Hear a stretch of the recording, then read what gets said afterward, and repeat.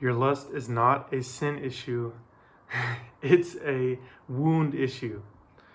And I think most people think that lust is just a sin that we just have to confess and let go of. But the truth is that lust is a craving. It's a craving for more, and it's a craving to fill. It's a craving to fill a hole. And I'm going to talk about in this video exactly what it is, how to overcome it, and yeah, please join me on this journey to talk about this. So, lust. I've struggled with lust for pretty much my whole life. Whether it's been through like porn addiction or just lusting for women on the street. And first of all, like 85 to 90% of dudes are addicted to porn. And I think if you're struggling with this issue, it's like just that statistic alone shows you that you are not alone. And it's like, I know in my church there's even a statistic that like 80% of guys struggle with it. So I was like, dude, like you're totally not alone. Nobody is safe. Nobody is safe from lust. But that's because I feel like it's such a root issue in the world that it's it's love. Everybody is searching for love, but then they get lust instead. And I've talked about the difference between lust and love. It's like love is searching for the good, the internal of the other person. You're looking at their personality, you're looking at their goodness, you're looking at their identity as God would see them. And lust is looking at them for their body, for their outward appearance, for what they can offer you. Lust is selfish, lust is self-centered, and it's for yourself. And love it's for God. It's for a higher purpose. Trying to become a godly husband myself, marriage is not just a relationship or a contract. It's a covenant, and it's something that I heard this quote actually from Billy Graham, AI Billy Graham, if you've seen those videos online, giving like a speech. And he said, like, when two people come together, it's not just two people, but two purposes.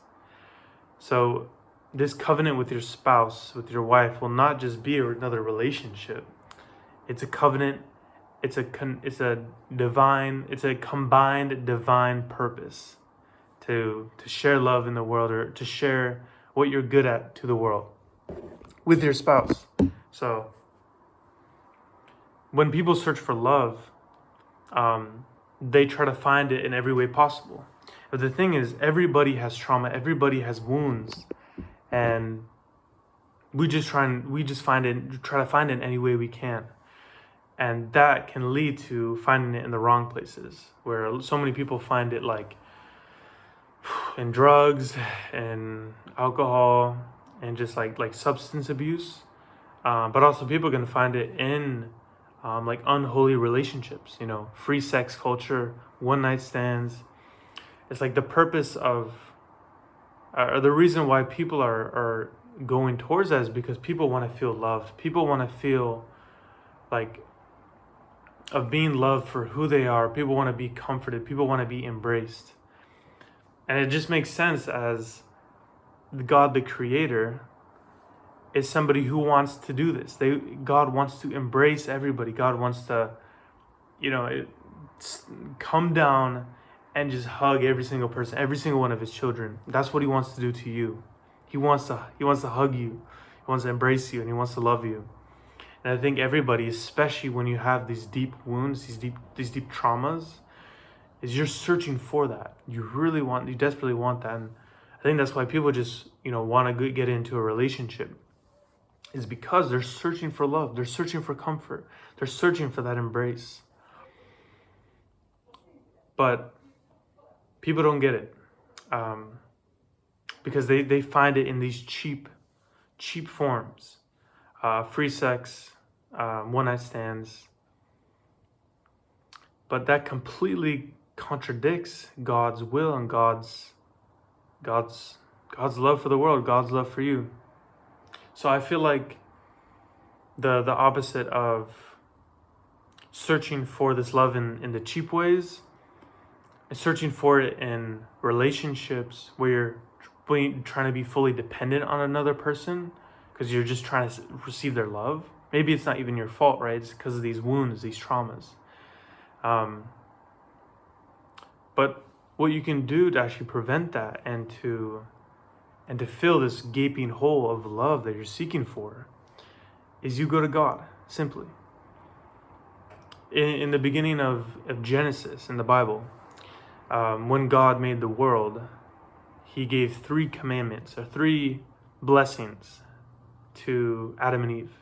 It was be fruitful, multiply, and have dominion. And be fruitful, what does that mean? To bear fruit. When a tree bears fruit, it becomes mature. That's when you know a tree is mature, when it's bearing fruit. So it's like this first blessing is like trying to develop yourself and be one with God. And then the second blessing is multiply, getting into a covenant with your spouse. But there's a reason that be fruitful is first before multiply. It's because we need to be mature. We need to, before getting into this covenant and this relationship, we need to learn how to receive God's love. We need to learn how to give God's love. If we don't know how to receive God's love or give God's love, then what are we going to do in our relationship with our wife, with our spouse? So, yeah, that's crucial, man. That's so crucial. And it is really actually a skill to learn how to receive, to say thank you. It's like an older brother mentor once told me, he's like, it's a skill to unconditionally receive. You know, we learn about unconditional love, loving as Jesus did, and as God would, as God would. But what does it mean to unconditionally receive? And it's like, and this mentor told me, he said, it's almost like sometimes you have to unconditionally receive, because like when people give things to you, if you don't say anything, you're not receiving it, and they can't feel that, their giving was not acknowledged. And it's very hard to give and want to give more when you're not being received. So when you receive, it opens up the opportunity for people to give more. And this is not to seek out giving, but it's just to, it's the practice of just saying thank you. Doesn't it feel good just to say, when somebody says thank you, when you give them something, it feels amazing. And it like makes you want to give even more. And that is God's heart for the world. That is God's perspective of you. Is that when you say thank you and when you receive God's love, he just wants to keep giving more. And he is always giving more. But when you say thank you and when you receive it, that's when your heart's opened up. That's when God can really touch you, is when you receive it. But if you don't recognize God in the world, or recognize God within you or within the people around you, then it's like, are you really doing your best to develop this relationship with God, be mature, be one with God?